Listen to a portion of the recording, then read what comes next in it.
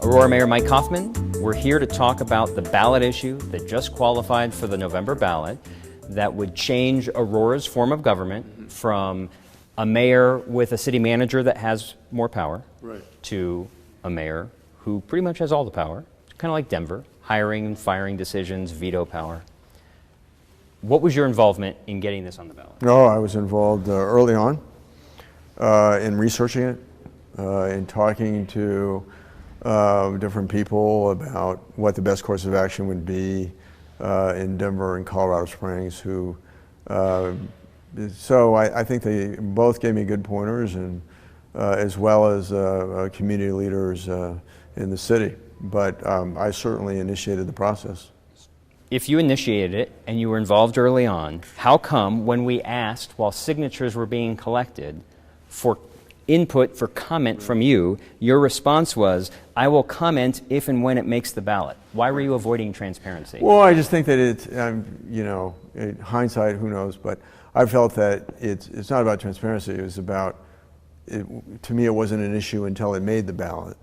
So I have to, it's hard for me because I have to focus on my own campaign for mayor, and then there's this issue. And so that was the decision that I made at that time. Why have two other people of the city go through the process of getting their names attached to it to get it on the ballot? Why aren't you front and center saying, this is my petition, I want Aurora to have a strong mayor, and I'm also running for mayor, so this would impact my next term, but I just want you to know, sure, me, Mike Coffman, wants this change. Well, I made a decision that it wasn't an issue until it made the ballot. That was a decision that I made, and so I'm certainly free to comment on it now in terms of what my position is and why I think it's important for the city to take this direction. How about the claims of people who signed the petitions that say they were misled by only being told it was about term limits? I know the phrasing, if you read the first 3 lines, you see term limits. If you read the next, I think it's 5 or 6 lines, it's about changing the power of government. What do you have to say about the people who feel they were misled into signing something they didn't know they were really signing? Well, I'm certainly sorry if they felt that way. I think that nothing, I think precludes one's responsibility to read the ballot language. I mean, there was, I think the whole ballot language is about 130 words, but there is a summary of it that's approved by the clerk's office. And so I know we're going to be debating, Mayor Pro Tem has a proposal that says if people are misled, that there should be sanctions.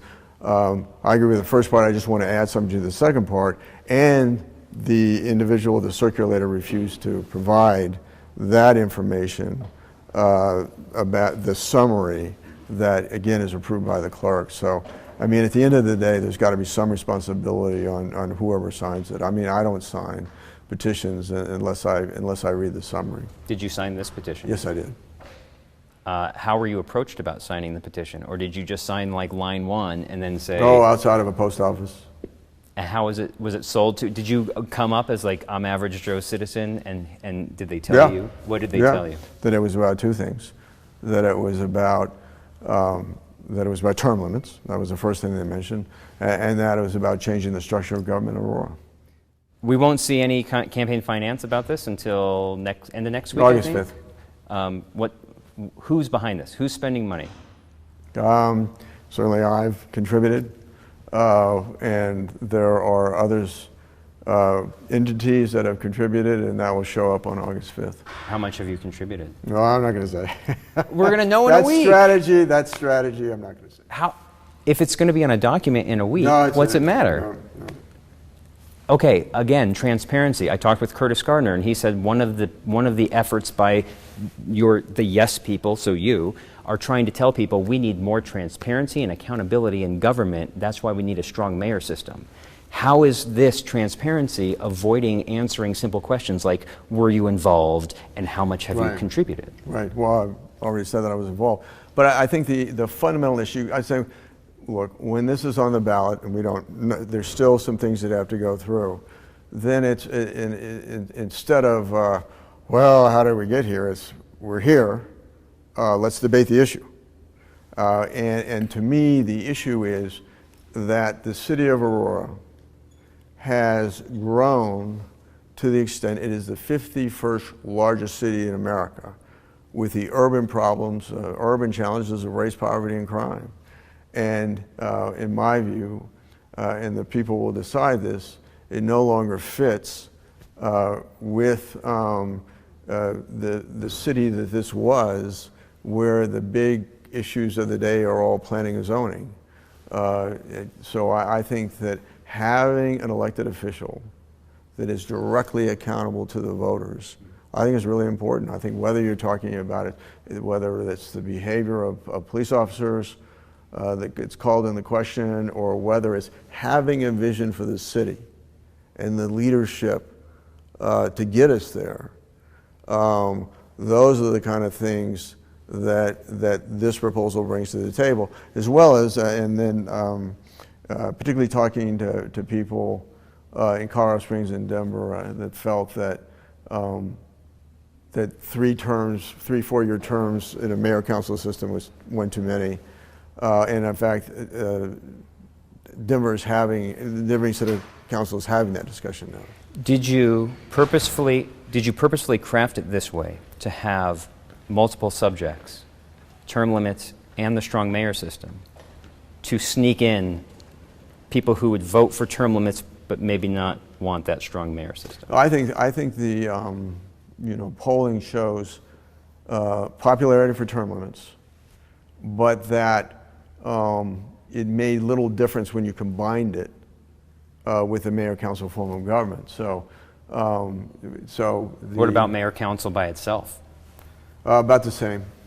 About the same. And I want to be clear, there are term limits. 3 terms, that's a limit currently in Aurora. Right. So it's just shrinking how many currently exist. And I think that's appropriate. Should this have waited for a new, like when you're no longer eligible for re-election, should this shift to changing how this form of government works be fresh for someone brand new? Well, I think that I probably would have wanted to wait. But we, and I've been doing research on this, but kind of caught by surprise when the city manager decided to retire, to resign. 5 years is about the average stay for a city manager, and so rather than do it a year or so down the road, when there's a new person there, I felt that the best time was to do it now. And so we had made a decision that the interim would then stay, and that we would make a decision after November, whatever happens in the election with the ballot initiative, as to whether or not, if it doesn't pass, then we'll do the national search. I've been told the way it's written is that you'd have a chief of staff that if whoever's mayor is incapacitated, that person would become mayor, unelected, appointed. It's really up to the city council. I mean, they could do it in the same day that the mayor is for whatever reason vacates the office. They can do it in that same day. They can appoint a successor. So in the event that they don't, or they don't, for whatever reason, they can't make a decision, then yes, that person would stay on until they could make a decision. But there's no time requirement that says, oh, he's got to be there for 24 hours. I mean, it's not there. So they can make that decision right away. Are you trying to create a system where if you're elected mayor again, that you're creating jobs for the good old boys, the people that you're closest to? Yeah. I don't have that many friends. Look, my intent is to keep everybody here. I think we've got a good leadership team. I think, though, that there is a difference.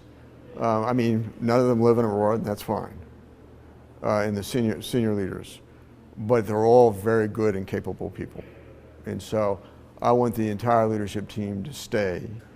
And the organization. I mean, there are things that I'm going to do differently. First of all, I want control. I want to be able to do the budget. I mean, there's so much policy interwoven in the budget. I think it's important that somebody who's directly accountable to the voters be responsible for doing the budget and then giving it to City Council. City Council can always amend it. But I think that's very important. And so, Council has the ability I'm surprised we're not talking about this, or maybe they don't know, but they should read the charter, that they can say, I hope they don't do this right away, but on any day after November, the election, they can literally, with just 6 members, refer it back to the voters. If they're unhappy, if they think I've made the wrong decisions in terms of hiring people, if they think that that in vetoing legislation, in my choice maybe for a certain position that's vacant, they can refer it all or part of it back to the voters. They don't have to go through the entire, this very difficult process of getting over 12,000 signatures. And so they don't even have to wait for another municipal election.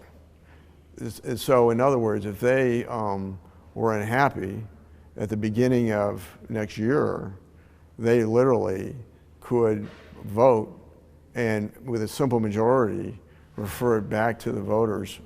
I mean, with language to say, to basically, if I doubt the voters would give them, would take out the term limits, but in terms of the mayor-council thing, then it would be language to the effect to say, we're going to reinstitute, simple language, the city manager will have these powers, and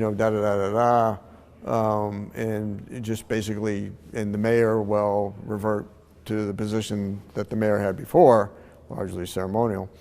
And so, so that power exists. There's a strong check and balance exists by the council.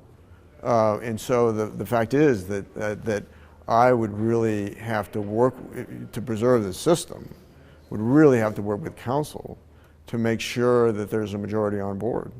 Couldn't you veto that? No. That is, in fact, Denver did this. Denver City Council did this to Mayor Hancock. They did it on one issue, and that was his ability to appoint a senior level administration officials that are appointees of the mayor without the consent of council. They changed that by a simple referred measure, simple majority, goes straight to the ballot. He doesn't have any veto authority over it or vote on it. And so they passed that, the people passed that. And so Mayor Johnson now has to get consent from the council for all of his senior appointees. A couple quick things. You said you want all the administration to stay. You want all the administration to stay. Does that include interim police chief Art Acevedo? Yes. You talked about why you want the change. We started this conversation about the process of how we got here. Do you not believe the process and the believability, the transparency, the honesty is as important as the message of now to convince voters? I mean, if I decide not to comment on something until it's an issue, and it's an issue when it makes the ballot, then that's my decision. I don't think that's an issue of transparency. And I think that there are issues that are campaign related in terms of strategy that you don't want to go into details with when you have opposition. But I'm clear that I support this. I'm clear that I was involved at the ground level in putting it together. And I'm clear that I think it's important for this city to make this change. And that's good enough for voters after they hear for the last few months, you're like, ask me later. Yes, it is. And the fact is that I get that there's an echo chamber, where people in this building maybe are talking about that, but out there they're not. Out there, they will engage when the issues in front of them. If and when we still don't know. I mean, there's still processes that it has to go through to make the ballot. Okay, more or less than $10,000. No. No. It's like that game. It's like the game on The Price is Right. The higher, lower, get me in the range. And there are others that put money in too. So when I find out next week how much you put in, we're going to sit down again, and I'm going to ask you how come you didn't tell us this amount when we talked a week ago. Well, I think we're going to start talking about the issue in and of itself, And the issue is whether or not the city of Aurora is ready and willing to make this change, and I think it is. Thank you for the time. Thanks, Marshall.